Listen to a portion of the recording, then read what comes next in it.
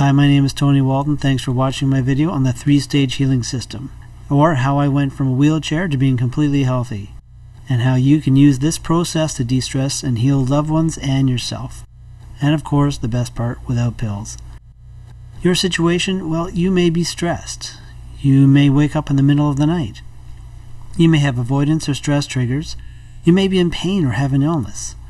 That could be a diagnosis of stress, anxiety, depression, or even PTSD. Or maybe like me, you have had an accident and you're just in a lot of pain and want some relief. Well, I can help you with that. Imagine being completely relaxed and calm, both emotionally and physically. Having peace in the turmoil of everyday life. Here you will learn how to have relief, physical and emotional, to de-stress and heal without pills, of course, to change the core things that can lead to pain, illness, and disease, to have a mindset of peace and health.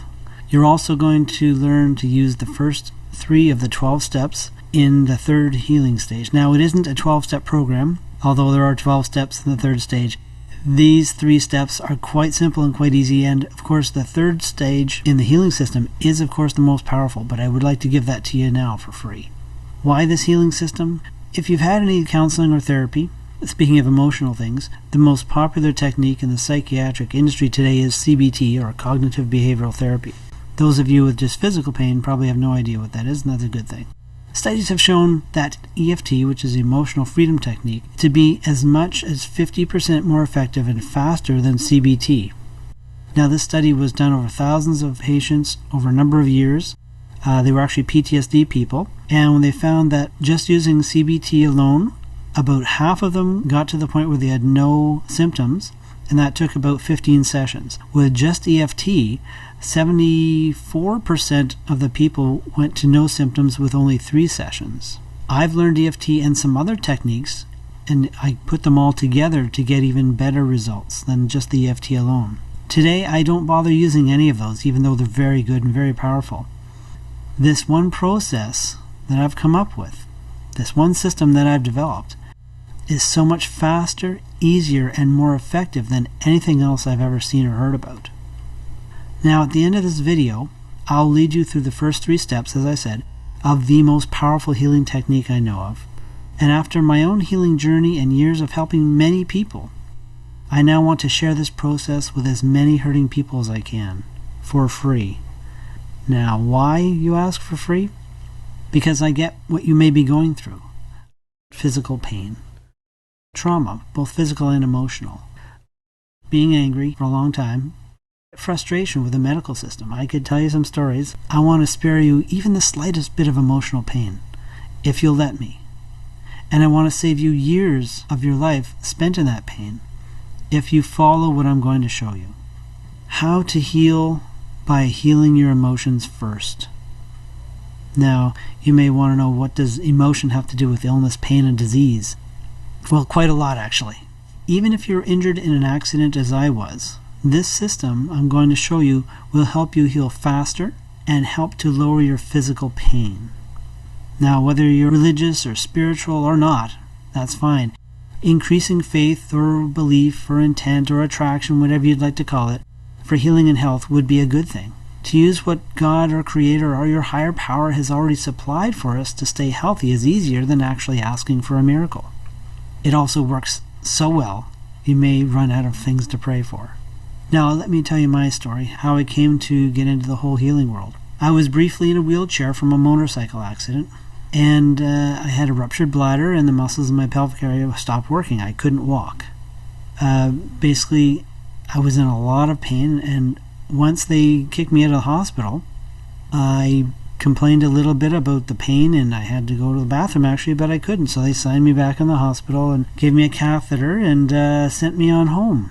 Well, I was still in a lot of pain, and after a few days of re-injuring myself pretty much daily, sometimes twice a day, I was reluctantly sent to a rehab hospital, and there I used a walker to move around. I was basically leaning on my hands and swinging my legs, but I could also use the toes, and I would curl my toes, if you could picture this, curling my toes to drag my foot along the floor, and that's how I moved. Now, I did a trip with the walker from my hospital room door to the next door and back, and it was 45 minutes. Now, during this time, in the hospital and in the rehab hospital or at home, I didn't have a single muscle relaxant or painkiller. When they initially rushed me in, they gave me a bit of morphine out of the ambulance, but that was it. I was basically bedridden and in raw pain. One of the nurses in the rehab actually told me she's never seen anyone in this much pain, and basically if I did anything too sudden or moved, even just moving my track pants on and off, if that was done just the slightest bit uneven, my whole pelvic area would lock up.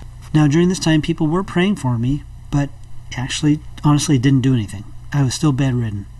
So when I was just sitting in this hospital bed day after day, they wouldn't even come change the sheets because it was too much of a hassle to move me because I was in such pain. It would be 20 minutes to get me from the bed to the wheelchair.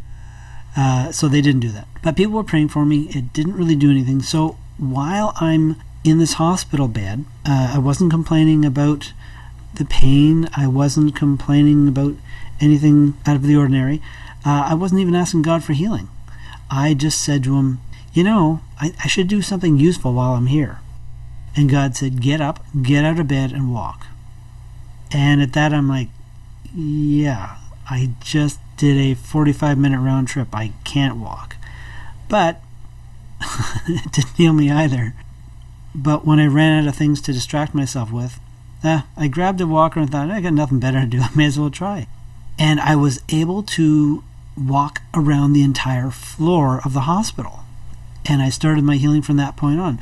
But it didn't happen until I actually tried to do something.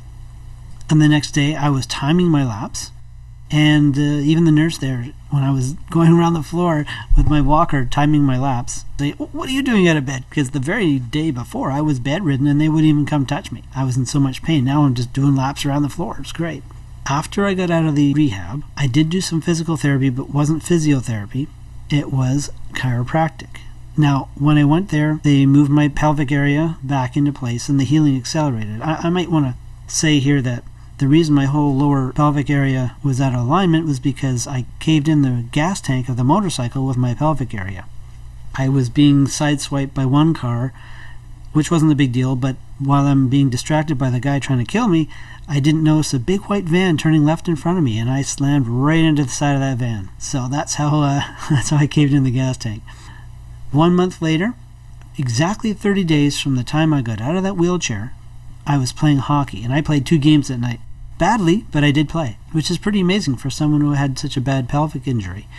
And I'm a goalie, so you use the groin area a lot, actually. After that, I was walking okay, and I was wondering, I'm going to the chiropractor. He's putting my whole area back in line, and everything's fine, but why do I have to keep going back? Why is the bone structure going out of alignment again, and why do I still have back pain? Now, a lot of people with chronic pain will ask the same question.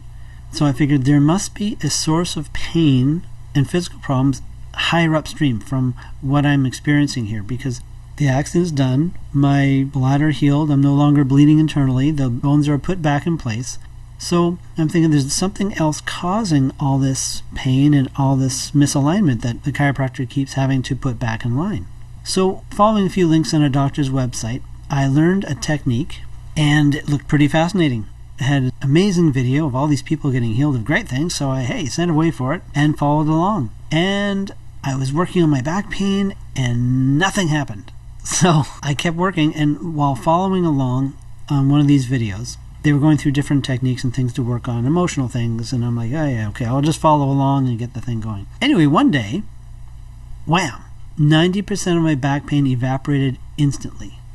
Now, it took me a couple weeks to get to this instant healing of 90% of my back pain, but what the interesting thing was, the pain was related to emotional issues, and the emotional issues were what made my back weak. And when you have something weak, they get injured. And also, weak things don't heal very quickly. But by resolving the underlying emotional conflicts, it allowed my body to heal itself as it was designed. And that was amazing to me. I thought, what on earth does this emotional issue have to do with back pain or a bike accident? But it didn't. It had to do with something from my childhood, and that made my back weak, and that prevented it from healing after the bike accident.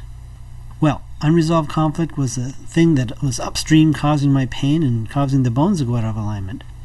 So once I learned this technique, I started wiping out all my bad memories.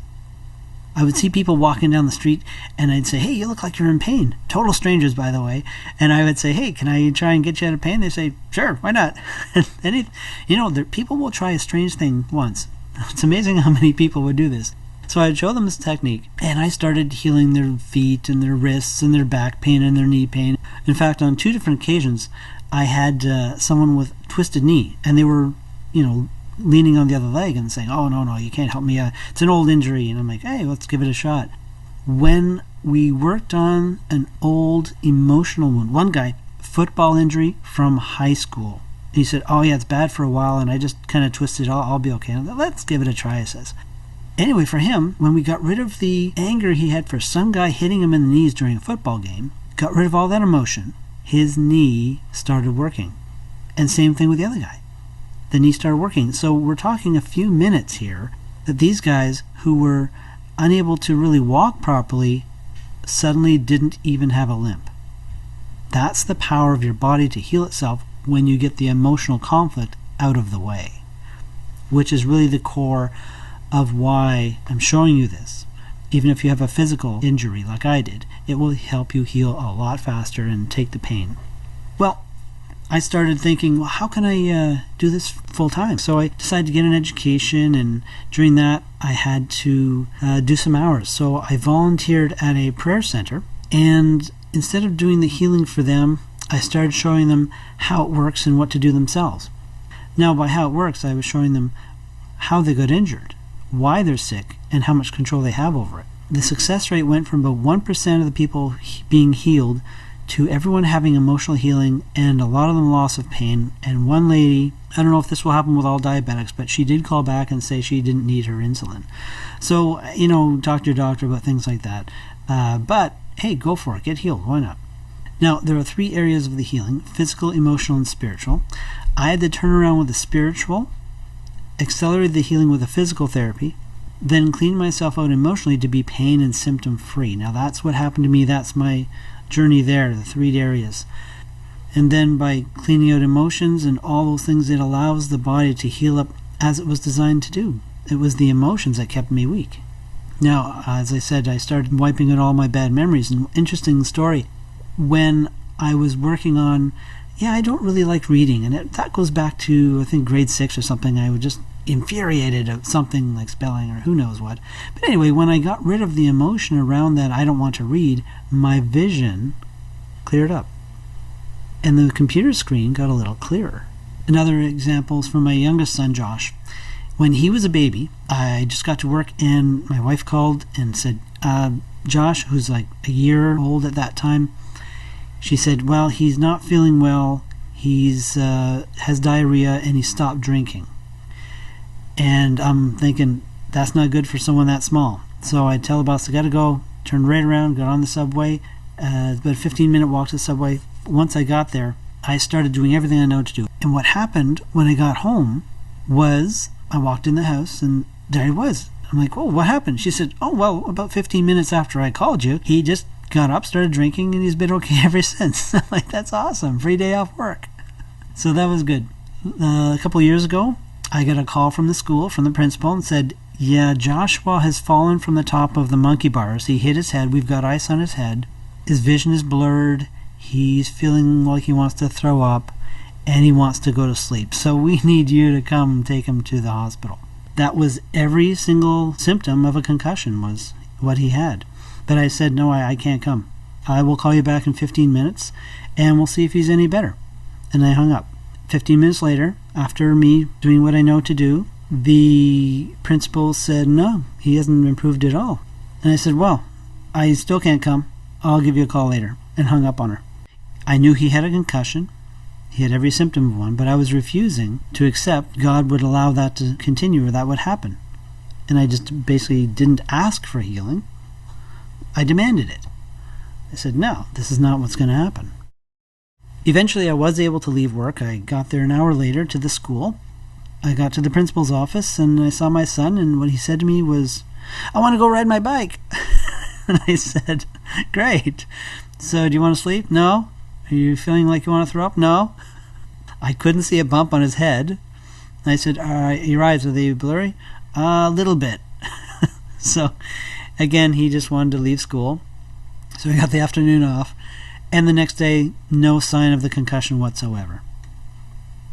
Again, the same Josh, a little later, another call from the principal, said that he had ridden his bike down some stairs and wiped out and marked up his cheek. And again, the next day, same thing. I refused it. No sign of it the next day. My wife has arrhythmia, or had arrhythmia actually, which is extra beats in the heart. At sometimes that would go up past 200 beats a minute, and she would feel very weak, and we'd have to take her to the hospital. When we were first started going out, she was having an operation. They would snake something up a major artery into her heart and start electrically zapping heart cells and heart tissue, trying to stop the extra beat. Once she recovered, that operation was completely useless, did absolutely nothing. She was still on medication and had symptoms while on medication. So I said, there's some other things we could try. We actually went to the chiro. He fixed up the top of her neck, and her heartbeat went back to normal. So she was able to do her first pregnancy without any medication or symptoms. But when she was pregnant with Josh, they started to come back. So continued with the chiropractor, was off all medication, but she was still starting to have symptoms when she was stressed. So again, we're learning more about how to do things with prayer and faith and that. Long story short, today she doesn't have arrhythmia. She is on no medication. She has no symptoms. And maybe once every other month or something like that, if she's really stressed, she might have something, but she refuses it, and it goes away. So today she has no symptoms and on no medication. How to help others and yourself? Well, emotional conflict is normally the first cause of illness.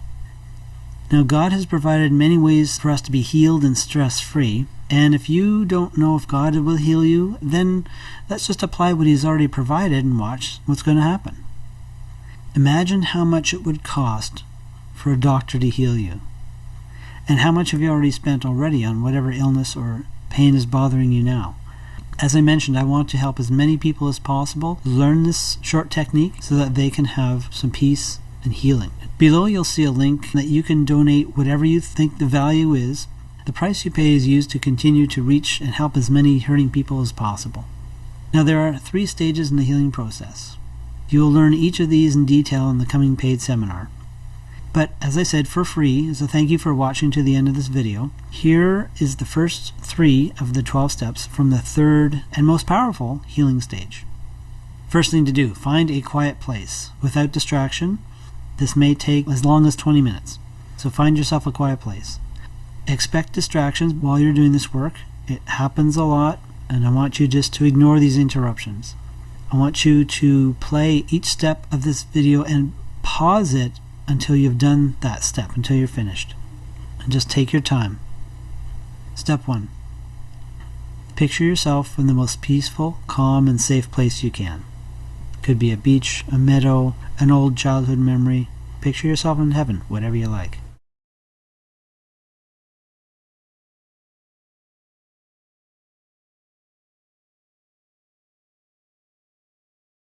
Invite God or Jesus into that place.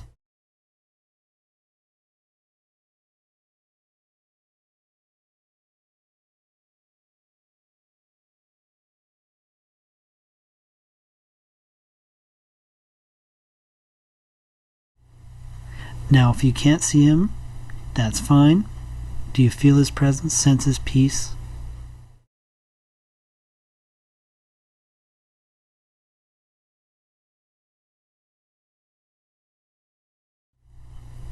Step 2. I want you to go up to Him and give Him the biggest hug.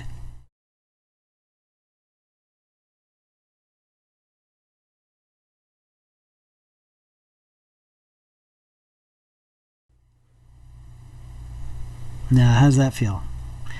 Good. Now, I want you to focus in on that love, that peace, and acceptance He has for you, and just let that sink in. And as that sinks in, just let all the hurt drain out.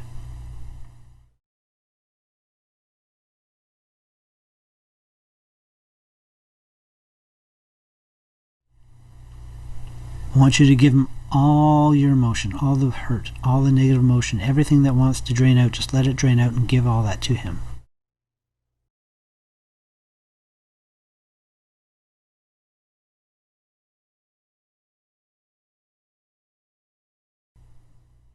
Step 3.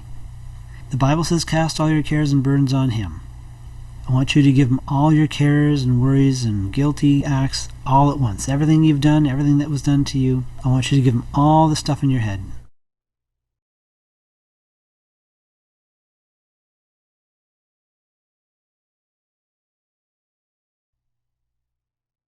Give Him your finances.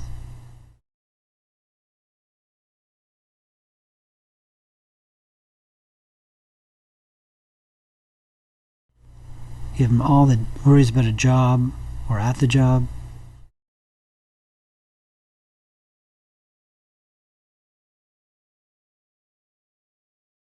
Give Him all your concerns about your spouse or lack of a spouse.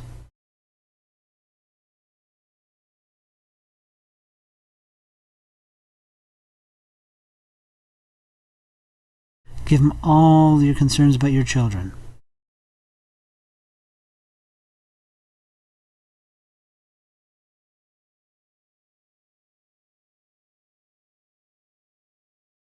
Give Him all your concerns about your grandchildren.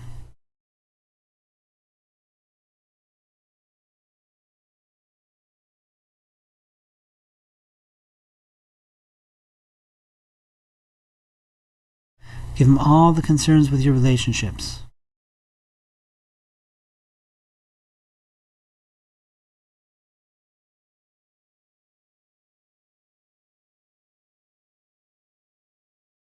Give Him all the things that are bothering you about the house. The bills, the finances, the repairs, everything.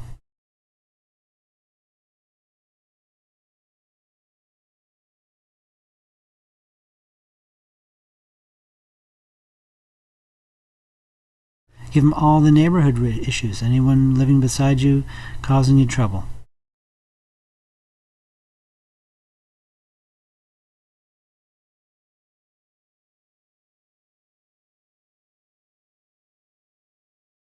Give Him all your physical pains.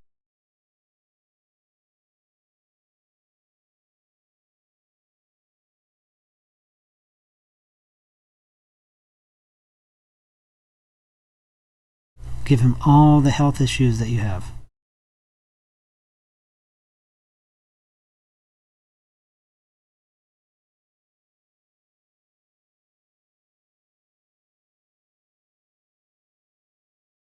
Give Him all the health issues of your family members.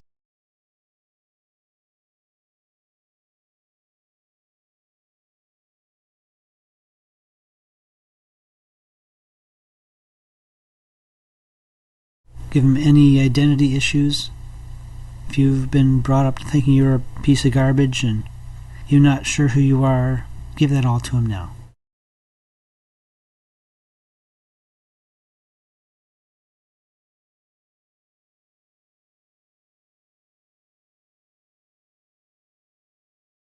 Give Him all the hurts from other family members.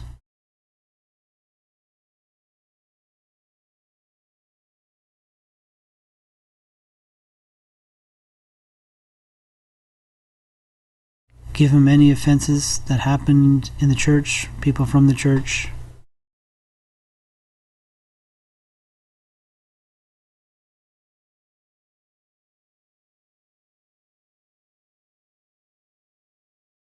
Even if a pastor's let you down, give him all that.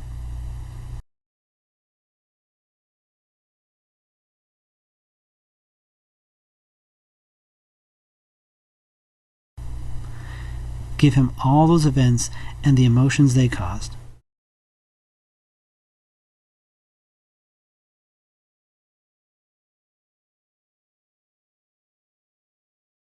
Good. How does that feel?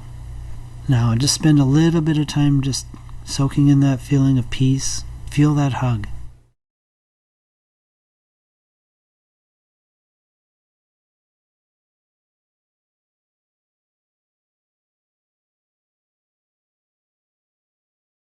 And while you're enjoying that, as I mentioned earlier, there's a link below to donate.